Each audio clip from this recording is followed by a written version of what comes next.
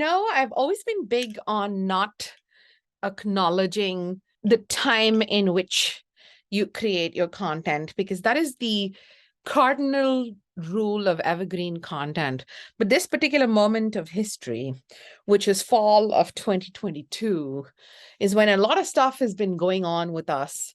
And the highlight of some of it was a superb trip to New York City, where we stayed with a wonderful friend, client, and long-term collaborator in Brooklyn. And it was one of the nicest family trips we've had. And the reason that I mention that in my podcast is that this particular awesome human being, who would probably prefer to not be named, does work in the Web3 space. And one of the awesome features of being able to live and work in the same space is that however much you're in your own bubbles, you do absorb each other like you do in an office.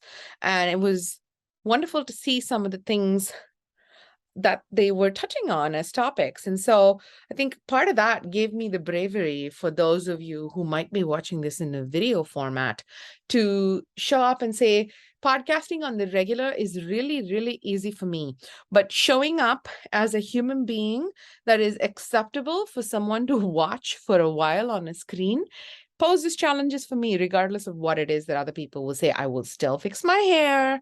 I will still do my makeup. I will still make sure the background is pleasing. And that stuff is time consuming. So there's a lot about this that's liberating. And in the next few episodes, as I start to talk about how to economize in a recession, and we start to think about auditing the content that we have a lot more, this is probably the way in which you're going to see me. And before I get really certain about my avatar, this, fox in a red sweatshirt is fairly representative.